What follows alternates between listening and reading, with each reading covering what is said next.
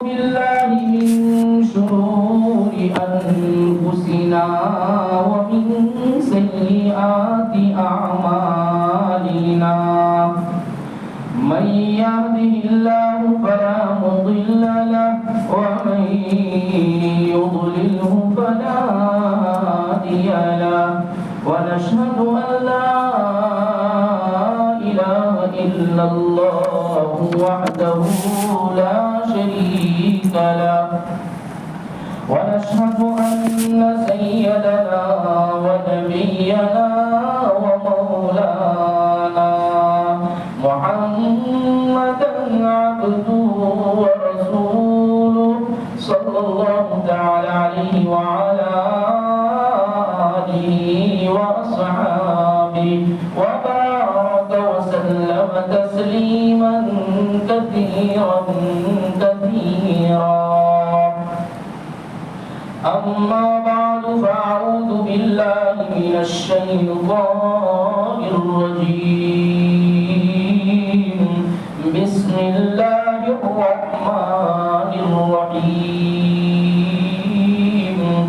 والوزن يومئذ الحق فمن ثقلت موازينه فأولئك هم المفلحون ومن خفت موازينه فأولئك الذين خسروا أنفسهم بما كانوا بآياتنا يظلمون ولقد مكناكم في الأرض وجعلنا لكم فيها معايش قليلا ما تشكرون صدق الله العظيم. محترم سامعین کرام،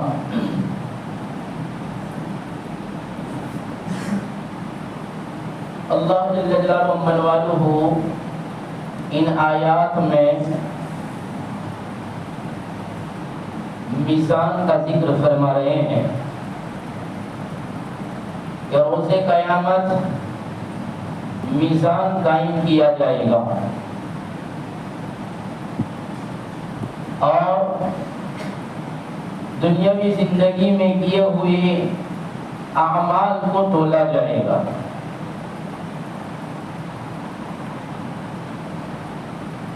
اب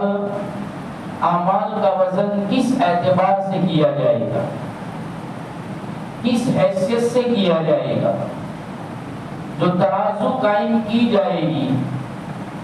اس ترازو میں کس طریقے سے تولا جائے گا، کیا چیز تولی جائے گی؟ تو اس میں علماء کا اختلاف ہے. بعضوں نے فرمایا کہ اعمال تولے جائیں گے اور راجح ترین قول یہی ہے کہ اللہ تبارک و تعالی میزان میں انسانوں کے اعمال تولیں گے. بعضوں نے فرمایا کہ اعمال نہیں، وہ صحائف تولے جائیں گے، وہ رجسٹر تولے جائیں گے جس میں انسان کے اعمال حسنہ اور اعمال بد لکھے گئے ہیں. ان اعمال ناموں کو تولا جائے گا. اور بعضوں نے فرمایا کہ خود آدمی کو تولا جائے گا. یہ تین اقوال ہیں. اس میں راجح ترین قول یہ ہے کہ اعمال ہی تولے جائیں گے. اب اعمال تو شکل و صورت تو اس کی ہے نہیں، تو پھر اعمال کیسے تولے جائیں گے؟ یہ تو عرضی چیز ہے، اس کی کوئی شکل و صورت نہیں ہے، اس عمل کا کوئی وجود نہیں ہے، تو پھر اس کو کیسے تولا جائے گا؟ یہ اشکال ہوتا ہے، یہ سوال پیدا ہوتا ہے. تو اس کے جواب میں احادیث بیان کی گئی ہے، روایتیں بیان فرمائی گئی ہے کہ اللہ تبارک و تعالی اعمال کو مجسم بنا دیں گے. اعمال کو قیامت کے دن اللہ تبارک و تعالی شکلیں اور صورتیں عطا فرما دیں گے. جیسے انسان کو سمجھنے کے لیے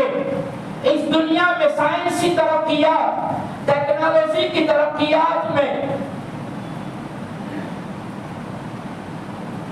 ایسی چیزوں کو جس کی کوئی شکل و صورت نہیں ہوتی ہے، عارضی چیزیں ہوا کرتی ہے، اس کے لیے میزان بنائے گئے ہیں. جیسے کہ انسان کی حرارت کو، گرمی کو ناپنے کے لیے تھرمامیٹر بنایا گیا ہے. حالانکہ حرارت کی کوئی شکل نہیں ہے، انسان کے بدن میں گرمی ہے، اس کی کوئی شکل اور صورت نہیں ہے، یہ تو ایک عارضی چیز ہے. لیکن اس حرارت کی تپش کی ماترا کتنی ہے اور کس ماترے تک اور کس پرمان تک، کہاں تک اس کی گرمی اور حرارت ہے، اس کو ناپنے کے لیے تھرمامیٹر بنایا. انسان کے خون کے دباؤ کو، جس کو بلڈ پریشر کہتے ہیں، پریشر ناپنے کے لیے پریشر کا مشین بنایا گیا، پریشر پتہ بنایا گیا. حالانکہ خون کا دباؤ کتنا ہے اور کہاں ہے، کس طرح ہے، اس کی کوئی شکل نہیں ہے، لیکن اس کے ناپنے کے لیے ایک پتہ بنایا گیا. بلڈ پریشر ناپنے کے لیے ایک پریشر ناپنے کا پتہ بنایا گیا. تو جب انسان بنا سکتا ہے تو رب قیامت کے دن اعمال کو وزن، اعمال کے لیے شکل صورت بنا دے، یہ کوئی محال چیز نہیں ہے، ناممکن چیز نہیں ہے. اللہ تبارک و تعالی انسان کے اعمالوں کو متشکل بنا دے گا، اجسام دے دے گا. جیسا کہ حدیثوں میں آتا ہے کہ اللہ کے رسول صلی اللہ علیہ وسلم نے فرمایا، جس کو صاحب معالم العرفان نے بھی درج کیا، تفسیر مظہری نے بھی درج کیا، تفسیر ادریسی نے بھی بیان کیا، معارف القرآن جس کو ادریسی کہا جاتا ہے اس میں بھی بیان کیا گیا ہے، اور صاحب تبیان القرآن نے بھی بیان فرمایا کہ اللہ کے رسول صلی اللہ علیہ وسلم نے فرمایا جب انسان مر جاتا ہے اور قبر میں جاتا ہے تو قبر میں اس سے جو سوالات کیے جاتے ہیں، من ربک من دینک ما تقول هذا ما كنت تقول هذه الرجل، اس آدمی کے بارے میں تو کیا کہتا ہے. اللہ کے رسول صلی اللہ علیہ وسلم کو کھڑا کر دیا جائے گا اور اپنی قبر مبارک میں کھڑے ہوں گے، وہاں کھڑے ہیں اور یہاں پوچھا جاتا ہے ما كنت تقول في هذا الرجل، اس آدمی کے بارے میں تو کیا کہتا ہے. ایسے مشکل ترین حالات میں جب کہ سوال و جوابات ہو رہے ہیں، ایک خوبصورت شکل میں آدمی قبر میں اس قبر والے کے پاس آئے گا، صاحب قبر کے پاس آئے گا، جس کا چہرہ خوبصورت ہوگا، حسین و جمیل ہوگا، اور اس کے بدن میں سے خوشبو نکل رہی ہوگی، مہک پھوٹ رہی ہوگی. وہ صاحب قبر اس مشکل ترین حالات میں اس خوبصورت مہکتے ہوئے آدمی کو دیکھ کر پوچھے گا کون ہے آپ کون ہیں؟ تو وہ کہے گا انا عملک الصالح، میں تیرا عمل صالح ہوں. کہ قبر میں بھی اللہ تبارک و تعالی عمل صالح کو متشکل بنا کر، آدمی کی شکل دے کر اس صاحب قبر کے سامنے کھڑا کر دے گا. کیوں؟ اس لیے کہ صاحب قبر کو تسکین مل جائے، تسلی مل جائے اور اس کو سکون مل جائے کہ قبر میں تو تنہا نہیں ہے، قبر میں تیرے اعمال صالحہ، تیری دلداری کے لیے، تیرے دل بہلانے کے لیے، تیری تسکین کے لیے اللہ نے متشکل بنا دیا ہے اور شکل بنا کر تیرے سامنے پیش کر دیا گیا ہے. ایک روایت یہ بیان فرمائی گئی ہے کہ قرآن کے بارے میں کہ جو آدمی دنیا میں قرآن پڑھا کرتا ہے، قرآن کی تلاوت کیا کرتا ہے اور قرآن کی تلاوت کو اپنی زندگی کا جزو بنا لیتا ہے، کل قبر میں جانے کے بعد اس کے سامنے ایک خوبصورت انسان کی شکل میں آئے گا. صاحب قبر پوچھے گا تو کون ہے؟ تو وہ کہے گا میں تیرا وہ قرآن ہوں جس کی تو تلاوت کیا کرتا تھا. کہ مجھے قرآن کو اللہ تبارک و تعالیٰ نے انسانی شکل میں تیرے سامنے پیش کر دیا ہے قبر میں تیری تسکین کے لیے. تو اللہ تبارک و تعالیٰ قبر میں متشکل اعمال بنا دیں گے، میزان کے وقت بھی اللہ تبارک و تعالیٰ اعمال کو شکل دے دے گا. جیسا کہ بخاری شریف کی روایت ہے جس میں اللہ تبارک و تعالیٰ، اللہ کے رسول صلی اللہ علیہ وسلم نے حدیث بیان فرمائی، کلمتان خفیفتان فی اللسان ثقیلتان فی المیزان حبیبتان الی الرحمن سبحان اللہ و بحمدہ سبحان اللہ العظیم. بخاری شریف کی آخری حدیث جس پر بخاری شریف ختم ہوتی ہے، اللہ کے رسول صلی اللہ علیہ وسلم نے فرمایا دو کلمے سے ہیں جو زبان پر بہت ہلکے ہیں کلیمتان خفیفتان علی اللسان، زبان پر بہت ہلکے ہیں، ثقیلتان فی المیزان، میدان محشر میں، پلڑے میں، میزان میں، ترازو میں بڑے وزنی ہیں، اتنا وزنی کہ اللہ تبارک و تعالی اس کے وزن سے بدیوں کے پلڑے کو ہلکا کر دیں گے اور یہ نیکی والا پلڑا بھاری ہو جائے گا۔ حبیبتان الی الرحمن، رحمان کے نزدیک بہت محبوب ہیں، اللہ کو بہت پیارے ہیں۔ وہ کون سے دو الفاظ ہیں، کون سے کلمے ہیں؟ سبحان اللہ و بحمدہ سبحان اللہ العظیم۔ ایک اور روایت میں بیان فرمایا اللہ تبارک و تعالی اعمال کو اجسام کی شکل دے دے گا، جس کے بارے میں فرمایا الطہور نصف الایمان،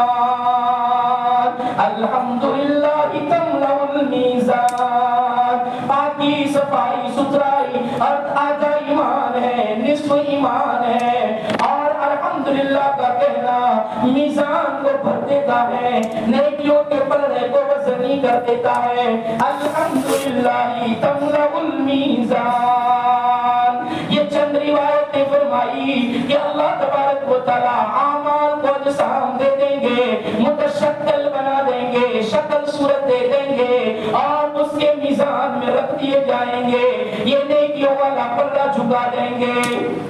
ایک یہ روایت جس میں فرمایا گیا کہ اعمال تو لے جائیں گے، اور بعضوں نے فرمایا رجسٹر تو لے جائیں گے، کہ میزان کے اندر ترازو میں اللہ تبارک و تعالی وہ صحیفے اور وہ رجسٹر رکھیں گے جس میں اعمال لکھے گئے ہیں،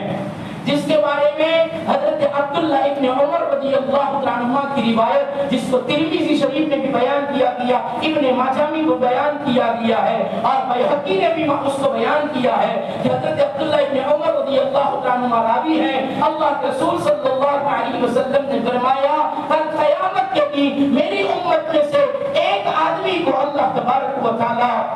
سب کے سامنے لائے گا، حضرت آدم سے لے کر صبح قیامت تک کا سارا انسان ہوگا، اور سارے انسانوں کے سامنے میرا ایک امتی لایا جائے گا، اور اس امتی کو کھڑا کرنے کے بعد اللہ تبارک و تعالی 99 رجسٹروں کو کھولے گا، اور اتنے بڑے رجسٹر ہوں گے کہ حد نظر تک جہاں تک نظریں جائیں اتنے لمبے رجسٹر ہوں گے، اتنی بڑی کاپیاں نوٹ بکیں ہوگی، اور اس کے اندر اس کی زندگی کے کرتوت لکھے ہوں گے، اس کی زندگی کی ساری کارگزاری ہوگی، اس کی زندگی کی ساری سرگزشت ہوگی، اور وہ منتہا نظر تک کشادہ وہ 99 رجسٹر کھول دیے جائیں گے، اور سارے کے سارے پاپوں سے بھرے ہوئے ہوں گے، سارے کے سارے گناہوں سے بھرے ہوئے ہوں گے۔ ان 99 رجسٹروں کو کھول کر رب فرمائے گا اس بندے سے، دیکھ یہ تیرے رجسٹر ہیں، یہ تیری کارگزاری ہے، اور یہ تیرا سرگزشت ہے، دیکھ اس میں سے تو کسی چیز کا انکار کرتا ہے۔ وہ کہے گا یا رب میں کسی کا بھی انکار نہیں کرتا۔ پھر اللہ فرمائے گا جن فرشتوں کو میں نے تیرے اعمال لکھنے کے لیے بٹھائے تھے اور تیرے کندھوں پر بٹھائے تھے، کرامن کاتبین نے کیا تیرے اوپر کوئی ظلم کیا ہے اور تیرے اوپر کوئی زیادتی کی ہے؟ وہ کہے گا نہیں یا رب، لکھنے والوں نے بھی کوئی غلط نہیں لکھا ہے، کوئی زیادہ نہیں لکھا ہے، کوئی زیادتی نہیں کی ہے، یہ سارا کر دیا جائے گا۔ پھر اللہ تبارک و تعالی ایک چھوٹی سی پرچی نکالے گا، اتنے بڑے رجسٹروں کے مقابلے میں ایک چھوٹی سی پرچی نکالی جائے گی، اور اللہ کہے گا آج تجھ پر کوئی ظلم نہیں ہوگا، آج تجھ پر کوئی زیادتی نہیں ہوگی۔ پھر اللہ کہے گا ارے میزان میں، ترازو میں ایک طرف 99، ایک پلڑے میں 99 رجسٹر رکھ لو اور دوسرے پلڑے میں یہ پرچی رکھ لو، تو وہ بندہ کہے گا، اللہ کے رسول صلی اللہ علیہ وسلم فرماتے ہیں، وہ بندہ کہے گا الہی ایسا کیوں کرتا ہے؟ اتنے بڑے بڑے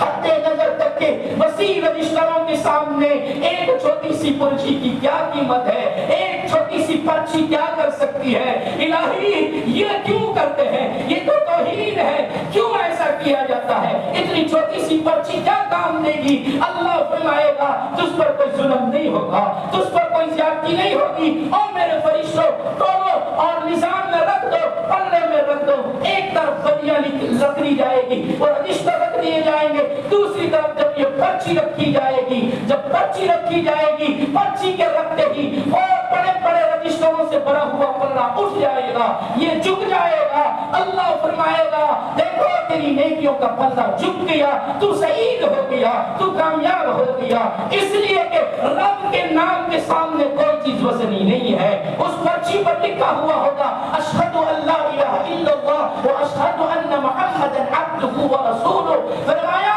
इस पर्ची पर तेरे रब का नाम है और रब के नाम से वजनी दुनिया की कोई चीज नहीं हो सकती है। रब के नाम में वो वजन है कि पूरी कायनात, जमीन आसमान, उसके दरमियान की चीजें, ऊपर की नीचे की सारी चीजें रख दी जाए और एक पन्ने में रब का नाम रख दिया जाए। रब के नाम के मुकाबले में कोई वजन ही नहीं हो सकता। एक दूसरी रिवायत बयान फरमाई, उसके रावी है अब्दुल्लाह इब्न उमर रज़ियल्लाहु अन्हु, जिसको मुस्नद अहमद में बयान किया गया है, जिसको साहिब मज़हरी ने भी जिक्र फरमाया है, साहिब तिबियानुल कुरान ने भी बयान फरमाया है कि हज़रत अब्दुल्लाह इब्न उमर रज़ियल्लाहु अन्हु रावी है, फरमाते हैं अल्लाह तबारक व तआला मीज़ान कायम करने के बाद जब एक बंदे को लाएंगे और बंदे को लाने के बाद उस बंदे को उस पल्ले में रखा जाएगा, एक पल्ले में बंदे को रखा जाएगा, एक पल्ले में उसकी बदियों को रखा जाएगा, उसकी बुराइयों को रखा जाएगा, उसकी सय्यात को रखा जाएगा। तो सय्यात वाला पल्ला झुक जाएगा, वो उठ जाएगा, उसके लिए जहन्नम का फैसला कर दिया जाएगा। मुस्नद अहमद की रिवायत इस आयत के तहत में जिक्र फरमाई है। मुफस्सिरीन ने अल्लाह की तरफ से हुक्म होगा उसको नीचे उतारो, उसको जहन्नम की तरफ ले जाओ। जब उसकी बदियों का पल्ला झुक गया, अब उसको जहन्नम का फैसला हो गया, जहन्नम की तरफ उसको पल्ले में से उतार कर जहन्नम की तरफ ले जाया जा रहा है। जब उसको ले जाया जा रहा था, अल्लाह के मुनादी में से एक ने निदा दी और निदा दी कर कहा ठहर जाओ, जल्दी न करो, अभी उसकी एक नेकी बाकी है, अभी उसकी एक नेकी बाकी है। अल्लाह फरमाएगा उसको वापस लाओ और वापस लाने के बाद वो एक पर्ची निकाली जाएगी जिसमें कलीमे तय्यबा लिखा होगा। वहां कलीमे शहादत था, ये कलीमे तय्यबा ला इलाहा इल्लल्लाह लिखा होगा। वो पर्ची निकाली जाएगी और कहा जाएगा इस आदमी को भी पल्ले में फिर से बिठाओ और बदियों को भी एक पल्ले में रखो और इस आदमी के साथ ये ला इलाहा इल्लल्लाह वाली पर्ची भी रख दो। जब पर्ची रखी जाएगी तो ये वजन में भारी हो जाएगी और गुनाहों की बदियों के पल्ले को ऊपर उठा लेगी। फरमाया जाएगा ये शहीद हो गया, ये नेकबख्त हो गया, उसको जन्नत का फैसला सुना दो और उसको जन्नत में ले जाओ। कि एक छोटी सी पर्ची को जिसको कहा गया शहाइद को ले जाएंगे, अमाल के वो रजिस्टर को ले जाएंगे जिसमें एक छोटी सी पर्ची उसका रजिस्टर है और उस पर्ची को जब आदमी के साथ पल्ले में रखा, आदमी के वजन को बढ़ा दिया और उसको जन्नत तक पहुंचा दिया। ये एक दूसरी रिवायत सुनाई। अब तीसरी रिवायत इब्ने अबी दुनिया ने जिक्र फरमाई है जिसके रावी अब्दुल्लाह इब्ने अम्र, वो अब्दुल्लाह इब्ने उमर थे, ये अब्दुल्लाह इब्ने अम्र है। इब्ने अबी दुनिया ने अब्दुल्लाह इब्ने अम्र के हवाले से रिवायत की है जिसको साहिब मालिमुल इरफान ने लिखा है कि क़यामत के दिन अल्लाह तबारक व तआला हज़रत आदम अलैहिस्सलाम को अपने हुक्म से खड़ा करेंगे और खड़ा कर देंगे और सब्ज मलबूस, सब्ज सूत में मलबूस होंगे, सब्ज कपड़े पहने होंगे, नीले कलर के कपड़े पहने होंगे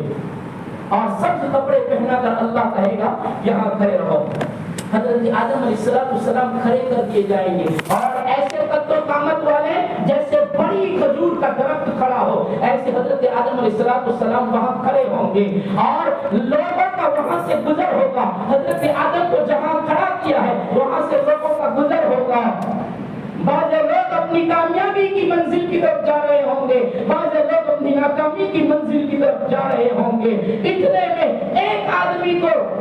फरिश्ते पकड़ कर जहन्नम की तरफ ले जा रहे होंगे। उसका गुजर हज़रत आदम अलैहिस्सलाम के पास से होगा। हज़रत आदम अलैहिस्सलाम روکیں گے, فرشتوں کو روکیں گے, اور روکنے کے بعد اس آدمی سے پوچھیں گے تجھے فرشتے پکڑ کر کہاں لے جا رہے ہیں؟ تو وہ آدمی کہے گا میں امت محمدیہ کا ایک آدمی ہوں, اس امت محمدیہ کا ایک آدمی ہوں, میرے پاس نیکی نہیں ہے, میرے پاس گناہوں کے انبار نکلے, ایک بھی نیکی نہیں نکلی, اللہ نے فیصلہ کر دیا ہے اس کو پکڑ کر جہنم میں پھینک دو. جہنم میں پھینکنے کے یہ فرشتے لے کر جا رہے ہیں, بس یہ کہہ کر فرشتے پکڑ کر اس کو جہنم کی طرف لے جا رہے ہوں گے. حضرت آدم علیہ السلام آواز دیں گے یا احمد, اور احمد صلی اللہ علیہ وسلم, تو اللہ رسول صلی اللہ علیہ وسلم فرمائیں گے لبیک یا ابا البشر, اور ابو البشر میں حاضر ہوں. حضرت آدم علیہ السلام فرمائیں گے اور محمد تیرا امتی جہنم کی طرف لے جایا جا رہا ہے, تیرا امتی جہنم میں پھینکا جائے گا. وہ محمد, وہ پیغمبر, وہ نبی جو دوسرے کی ذرا سی تکلیف پر اشتبار ہو جائیں, وہ محمد جب سنتے ہیں آدم کی زبان سے, ابو البشر کی زبان سے کہ تیرا امتی جہنم کی طرف لے جایا جا رہا ہے, اللہ رسول صلی اللہ علیہ وسلم فرماتے ہیں میں دوڑ لگاؤں گا, فرشتوں کے پیچھے بھاگوں گا اور میں آواز دوں گا او اللہ کے فرشتہ لوگ ٹھہرو, جس کو لے کر جا رہے ہو وہ میرا امتی ہے. اور اللہ کے فرشتہ لوگ ٹھہرو, فرشتے کہیں گے نحن غلاظ شداد, نحن غلاظ شداد لا نعصي ما امر اللہ, جو قرآن میں بھی فرمایا لا یعصون اللہ, غلاظ شداد لا یعصون اللہ ما امرهم ويفعلون ما يؤمرون.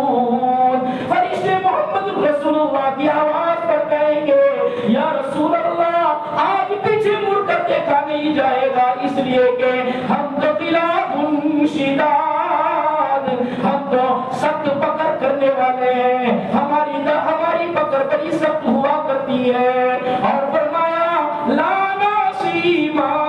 امر اللہ,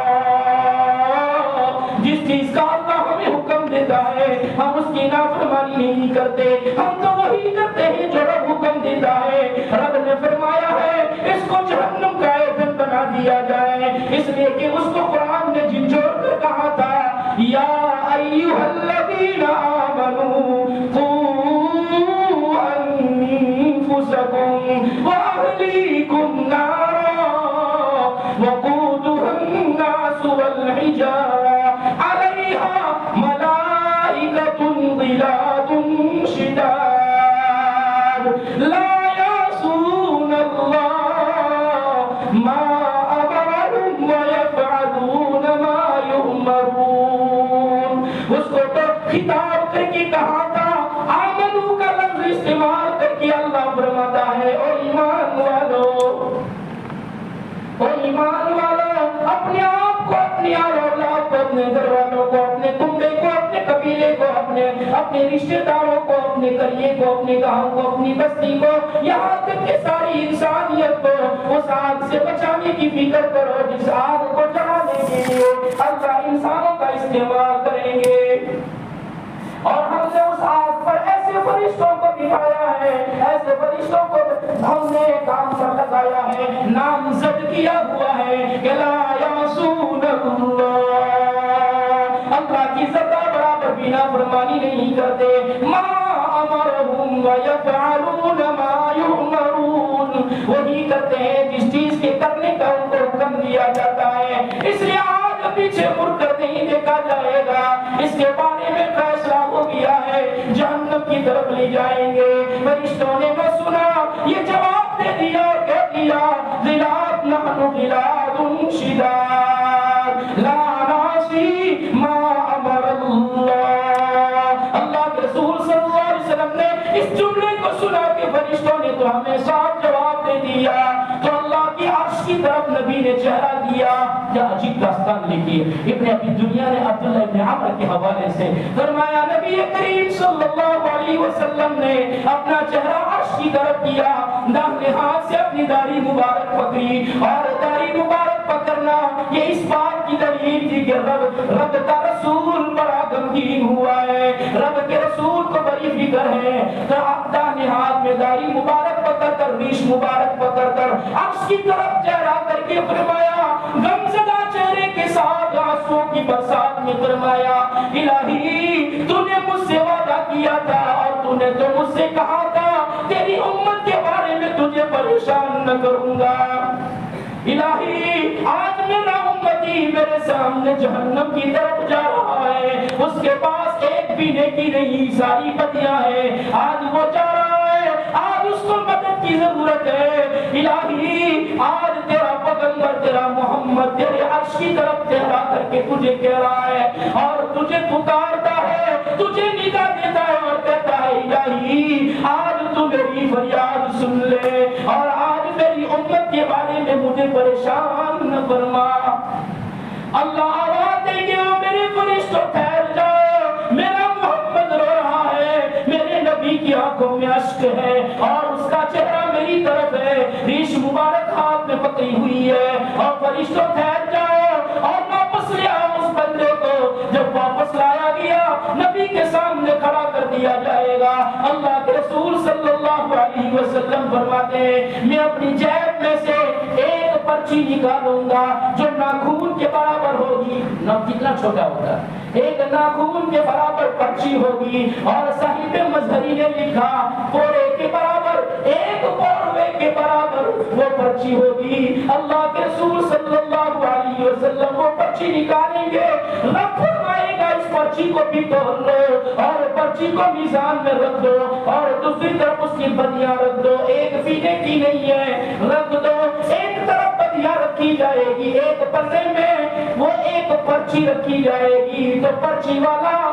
جو پلہ ہوتا ہے وہ بھاری ہو جائے گا وہ ہلکا ہو جائے گا فرمایا وہ کیا ہے وہ آدمی جس کے بارے میں اللہ فرمائے گا سعید سعید ہو گیا نیک وقت ہو گیا کامیاب ہو گیا جنتی ہو گیا تو فرشتے اس کو پکڑ کر جنت کی طرف لے جا رہے ہوں گے تو کہے گا ٹھہر جاؤ وہ آدمی کہے گا ٹھہر جاؤ مجھے اس کا تعارف کر لینے دو جس نے میری پریشانی کی حالت میں میری مدد فرمائی اور میری دستگیری فرمائی ذرا اس سے تعارف کر لینے دو فرشتوں نے چھوڑ دیا نبی کے پاس آ کر وہ کہے گا آپ کون ہیں آپ کو پہچانا نہیں آپ کون ہیں اتنے حسین مکھرے والے اتنے عظیم اخلاق والے آپ کون ہیں آپ پر میرے ماں باپ قربان ہو جائیں اللہ کے رسول صلی اللہ علیہ وسلم فرمائیں گے او میری امتی میں تیرا نبی محمد رسول اللہ ہوں کیا داستان ہے میرے امتی تو نے مجھے نہیں پہچانا میں تیرا نبی محمد رسول اللہ ہوں یا رسول اللہ اس چھوٹی سی ناخون جیسی پرچی میں کیا تھا فرمائے گا تو نے زندگی میں درود شریف پڑھا تھا اس درود شریف والی پرچی کو ہم نے سنبھال کر رکھا تھا اور میری عادت جمعہ کے دن عصر کے بعد 80 مرتبہ درود شریف پڑھنے پر 80 سال کے اگلے 80 سال کے پچھلے گناہ معاف ہوتے ہو اور میرے پاس 5 منٹ 4 سے 5 منٹ ہوتی ہے 4-5 منٹ کی درود شریف پڑھنے کا موقع نہیں ملتا اور ادھر ایک نیکی نہیں ہے بدیوں سے بھرا ہوا پڑ رہا ہے جہنم کا فیصلہ ہو چکا ہے ایک ناخون کے برابر پرچی جس میں درود شریف لکھا تھا اللہ کے رسول صلی اللہ علیہ وسلم نے فرمایا اس درود شریف کو تو نے میرے اوپر پڑھا تھا اس درود شریف کو میں نے سنبھال کر رکھا تھا آج تجھے اس کی احتیاط تھی آج تجھ کو اس کی ضرورت تھی آج میں نے وہ پرچی نکالی اور اس پرچی نے تجھے جہنم سے بچا کر جنت میں پہنچا دیا مفسرین فرماتے ہیں اعمال نہیں بلکہ شہائد کو لے جائیں گے جو وہ رجسٹر کو لے جائیں گے وہ پرچیاں تو لی جائے گی جس کے ذریعے سے نیکیوں اور بدیوں کا فیصلہ ہوگا جنتی اور جہنمی ہونے کا فیصلہ ہوگا قرآن میں اللہ تبارک و تعالی یہی بیان فرمانا چاہتا ہے وَالْوَزْنُ يَوْمَئِذٍ الْحَقُّ میزان کا قائم ہونا اعمال کا تلنا قیامت کے دن اعمال تو لے جائیں گے وہ پر حق ہے تول کر رہیں گے اللہ یہ کر کے رہے گا صاحب معالم العرفان لکھتے ہیں کہ اللہ تبارک و تعالیٰ یہ اس لیے نہیں تولے گا کہ اللہ کو معلوم نہیں تھا اللہ کا علم تو کل شیء محیط ہے ہر چیز کو گھیرے میں لیے ہوئے ہیں ہر چیز اس کی احاطے میں ہے لیکن یہ اس لیے اللہ تبارک و تعالیٰ اعمال تولے گا کہ انسانی ذہنوں کے مطابق کہ انسان کو اپنے اعمال، اپنے افعال، اپنی نیکی اور بدیوں کی حقیقت معلوم ہو جائے۔ جب اس کو دنیا میں بتایا جاتا تھا میزان قائم ہوگا تو اس نے اس پر کتنا یقین کیا، اعمال تولے جائیں گے اس پر اس نے کتنا یقین کیا۔ اس بات کو سمجھانے کے لیے اللہ تبارک و تعالیٰ قیامت کے دن میزان قائم کرے گا اور ترازو قائم کرے گا اور اعمال تولے جائیں گے۔ بعضوں نے فرمایا کہ آدمی کو ہی تولا جائے گا۔ بخاری اور مسلم شریف کی روایت جس کے راوی حضرت ابو ہریرہ رضی اللہ عنہ ہے، جس کو صحیح تبیان القرآن میں بیان فرمایا ہے کہ اللہ تبارک و تعالیٰ قیامت کے دن ایک موٹے تازے بھڑوے آدمی کو، چاڑے آدمی کو لائے گا اور اس کو میزان میں رکھے گا اور اس کو تولے گا تو اس کا وزن ایسا ہوگا، ایسا ہلکا ہوگا جیسے جو کا دانہ ہوتا ہے۔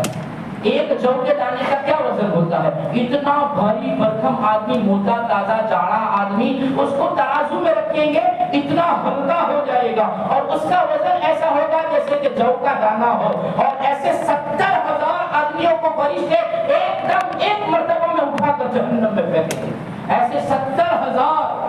جس کے بدن بہت بھاری ہوں گے، فرشتے ایک ہی مرتبہ میں اٹھا کر 70,000 کو جہنم میں پھینک دیں گے۔ اللہ تبارک و تعالیٰ ترازو میں آدمیوں کو تولیں گے، وَالْوَزْنُ يَوْمَئِذٍ الْحَقُّ، کہ اس کا وزن کا ہونا، اعمال ناموں کا تلنا یہ حق ہے اور ہوتا رہے گا۔ فَمَنْ ثَقُلَتْ مَوَازِينُهُ فَأُولَئِكَ هُمُ الْمُفْلِحُونَ، جس کے نامۂ اعمال، جن کے اعمال نامے وزنی ہوئے اور بھاری ہوئے، فرمایا وہ لوگ کامیاب ہو جائیں گے، جنت کی طرف بھیج دیے جائیں گے اور عدن کی طرف بھیج دیے جائیں گے، علیین کی طرف بھیج دیے جائیں گے، جنت عدن کی طرف بھیج دیے جائیں گے، جس کے بارے میں جس جنت کا فیصلہ ہوگا اس جنت کی طرف ان کو بھیج دیے جائیں گے۔ وہ لوگ کامیاب ہونے والے ہیں۔ وَمَنْ خَفَّتْ مَوَازِينُهُ، اور جن کے اعمال نامے ہلکے ہوئے، بھاری نہیں ہوئے بلکہ بہت ہلکے ہوئے، وہ لوگ فَأُولَئِكَ الَّذِينَ خَسِرُوا أَنفُسَهُمْ، وہ لوگ ہوں گے جنہوں نے اپنی ذاتوں کو خسارے میں ڈال دیا، اپنی ذاتوں کو نقصان میں ڈال دیا۔ کس اعتبار سے نقصان میں ڈالا؟ کیوں نقصان میں ڈالا؟ تو فرمایا خلاف شریعت کام کر کے، نبی کے سنتوں کے خلاف کام کر کے، جو طریقے، جو سنتیں، جو اسلام، جو شریعت ان کو بتائی گئی اس کے خلاف اپنی من کی چاہتوں کے مطابق جنہوں نے عمل کیے اور اپنی زندگی کو اسی ڈگر پر ڈالا جس ڈگر پر نہیں ڈالنا چاہیے تھا، اور جس ڈگر پر ڈال کر اپنے آپ کو، اپنی ذاتوں پر ظلم کیا اور اپنی ذاتوں کو نقصان میں ڈالا۔ ان کو شریعت بتائی گئی اور ان کو بتایا گیا شریعت یہ کہتی ہے یہ کرو، انہوں نے اپنی من کی چونچلوں کو پورا کرنے کے لیے اپنے عقلی گھوڑے دوڑا کر کہا نہیں ہم تو یہ کریں گے، تو ان کے لیے خسروا انفسهم، انہوں نے اپنی ذات کو خسارے میں ڈالا، اور یہ اس لیے کیا کہ بما كانوا بآياتنا يظلمون، وہ ہماری آیتوں پر ظلم کرتے تھے، ہماری نشانیوں پر ظلم کرتے تھے، اور ان کو جو بات بتائی جاتی تھی یا تو اس کا انکار کرتے تھے، سیرے سے انکار ہی کر دیتے تھے، ہمیں شریعت نہیں ماننا ہے۔ اللہ میری آپ کی حفاظت فرمائے۔ بعض لوگ زبان سے کہہ دیتے ہیں ہمیں وزی خبر ہے، ہمیں شریعت ہم جان ضرور نہیں، ہم سب جانتے ہیں شریعت ہمیں معلوم ہے، ہمیں شریعت کو فالو نہیں کرنا ہے، ہمیں شریعت کو نہیں ماننا ہے۔ تو فرمایا بما كانوا بآياتنا يظلمون، یہ ہماری نشانیوں پر ظلم کرتے ہیں، ہماری آیات پر ظلم کرتے ہیں، اور ایسے ظلم کرنے والے وہ خسارے میں ہوں گے، اپنی ذاتوں کو نقصان میں ڈالیں گے اور ان کا وزن ہلکا ہو جائے گا، ان کے اعمال کا ترازو ہلکا ہو جائے گا اور ان کو پھینک دیا جائے گا جہنم میں۔ اور بعض فرماتے ہیں انکار تو نہیں کرتے لیکن اعمال اس کے خلاف کرتے ہیں، شریعت کے خلاف اعمال کرتے ہیں۔ شریعت نے بتایا کہ اگرچہ نماز میں ٹوپی پہننا کوئی ضروری نہیں ہے، مستحب ہے، نئی سنت ہے، اللہ کے رسول صلی اللہ علیہ وسلم نے زندگی میں حج کے سوا کبھی بھی ٹوپی سر سے نہیں نکالی۔ لوگ بغیر ٹوپی کے نماز پڑھتے ہیں اور پھر کہتے ہیں اس میں کیا ہوا، نماز تو ہو جاتی ہے، نماز ہو جاتی ہے، لیکن تیرا یہ عمل وہ ہوا کہ ومن خفت موازینہ الذین خسروا انفسهم بما كانوا بآیاتنا یظلمون، تم نے ہماری نشانی کو ٹھکرایا، ہماری نشانی کے خلاف کیا، ہماری نشانی پر ظلم کیا۔ ہم نے تو یہاں تک حکم دیا ہے کھانا بیٹھو تو ٹوپی پہن کر بیٹھو، بیت الخلا جاؤ تو ٹوپی پہن کر جاؤ، نماز میں ہمارے سامنے آؤ تو ٹوپی پہن کر آؤ۔ تو بغیر ٹوپی کے نماز پڑھتا ہے، تیری نماز تو ہو گئی لیکن وہ ثواب نہیں ملے گا جو رب لینا چاہتا ہے۔ آدھی آستین پہن کر، کہانیوں سے اوپر کی آستین پہن کر، بائیں پہن کر نماز تو ہو جاتی ہے لیکن رب کو پسند نہیں ہے، رب کو پسند نہیں ہے۔ تو وہ کر جو رب کہتا ہے تو سمجھا جائے گا کہ ومن ثقلت موازینہ۔ میں نہیں کہتا، یہ ساری باتیں تفسیر میں بھی لکھی ہوئی ہے کہ جو شریعت کہے اسی کے مطابق کرو، تو فرمایا وہ تمہارے لیے تمہارے وزن کو میزان میں، تمہارے اعمال کو وزنی بنائے گا۔ اور اگر تم نے انکار تو نہیں کیا شریعت کے حکم کا، لیکن شریعت کے حکم کے خلاف تم نے کام کیا، تو یہ کام کرنا وہ بھی یہی سمجھا جائے گا بما كانوا بآیاتنا یظلمون۔ اور پھر بعد فرمایا، بعض مفسرین لکھتے ہیں کہ وہ انکار بھی نہیں کرتا، خلاف بھی نہیں کرتا ہے، لیکن اس کا غلط معنی بیان کرتا ہے، معنی غلط بیان کرتا ہے۔ قرآن کہتا کچھ ہے اور وہ کہتا کچھ اور ہے، اپنے ذہن سے معنی کرتا ہے، اپنے ذہن سے شریعت سمجھاتا ہے، اپنے دماغ سے شریعت چلاتا ہے، مسئلہ کچھ اور ہے اور اس کا دماغ کہتا ہے ایسا نہیں ہو سکتا، ایسا ہوگا، تو دماغ چلا کر وہ مسئلہ بیان کرتا ہے، غلط بیان کرتا ہے۔ تو فرمایا وہ بھی اس جرم میں داخل ہوگا بما كانوا بآیاتنا یظلمون۔ جیسا کہ مختلف فرقے بن گئے، اور کوئی معتزلہ بنا، کوئی خوارج بنا، اور آج کے زمانے میں ایک فرقہ اور ایک فتنہ اٹھا ہے محمد حنیف شکیل کا ایک فتنہ اٹھا ہے، جو یہ دعویٰ کرتا ہے میں مہدی ہوں، میں عیسیٰ ہوں اور مجھے اللہ نے مہدی بنا کر بھیجا ہے۔ اور بڑے بڑے لوگ ذرا دیکھو تو صحیح وہ کہاں تک پہنچ گیا، اور اس نے دعوت چلائی اور مہدی علیہ السلام میں ہوں یہ دعوت چلائی۔ بڑی بڑی دھاڑیاں رکھنے والے، بڑے بڑے نمازی لوگ، بڑی بڑی کرتا پائجامہ پہننے والے لوگ اس کے اس فتنے میں آ گئے، اور انہوں نے بھی دین حنیف کے نام سے تشکیل کرنا شروع کر دیا، تبلیغ کرنا شروع کیا۔ محمد بن حنیف شکیل کا ایک فتنہ چلا ہے، یہ ابھی ہمارے یہاں تک تو نہیں آیا ہے، ورنہ یوپی میں آ گیا اور دوسرے راجیوں میں، دوسرے صوبوں میں آ گیا ہے کہ اس نے ایک ہوا چلائی ہے کہ میں مہدی ہوں، میں عیسیٰ ہوں، اور وہ بات یہی کہتا ہے کہ کہا تھا کہ مہدی آئیں گے میرے بعد، اللہ کے رسول نے فرمایا تھا کہ میرے بعد مہدی آئے گا، اس کا نام احمد ہوگا، اس کے باپ کا نام عبداللہ ہوگا۔ تو وہ کہتا ہے کہ میرا نام بھی احمد ہے، میرا باپ کا نام بھی عبداللہ، اس لیے مہدی میں ہوں۔ اور اس طریقے کی غلط بیان کر کے اور غلط تشریحیں کر کے، حدیثوں کے غلط معنی بیان کر کے لوگوں کو بردا رہا ہے، ورگلا رہا ہے، اور لوگ اس کی باتوں میں آ کر اپنا دین چھوڑ رہے ہیں اور دین محمدی سے دین حنیف کی طرف جا رہے ہیں، اور شکیل کا یہ فتنہ چل رہا ہے۔ ایسے فتنوں سے بچو، اگر ایسے فتنوں میں آ گئے تو من خفت موازینہ فاولئک الذین خسروا انفسهم بما كانوا بآیاتنا یظلمون۔ اپنی ذاتوں پر ظلم کرنے والے ہو جاتے ہیں، اور وہ لوگ اپنی ذاتوں پر ظلم کرتے ہیں۔ اس کے بعد عجیب واقعات دو بیان فرمائے تھے، وَلَقَدْ مَكَّنَّاكُمْ فِي الْأَرْضِ، کہ اللہ نے اپنا احسان جتایا ہے، اللہ نے دو نعمتیں ایسی عطا فرمائی ہے جس کا احسان اللہ تبارک و تعالیٰ اس آیت میں ذکر فرما رہا ہے۔ انشاءاللہ زندگی باقی رہی تو وہ دو نعمتیں بھی آئندہ کل سنیں گے، اس کی ماتحت میں جو واقعات ہیں وہ بھی سنیں گے، اور اس کے بعد اللہ تبارک و تعالیٰ تخلیق انسان کا احسان جتا رہا ہے، وہ بھی انشاءاللہ زندگی باقی رہی تو آئندہ کل سنیں گے۔ اللہ تعالیٰ عمل کی توفیق عطا فرمائے۔ چند اعلانات ہیں وہ گوشت گزار کیے جا رہے ہیں، سنے جا رہے ہیں۔ عثمان بھائی دادر کی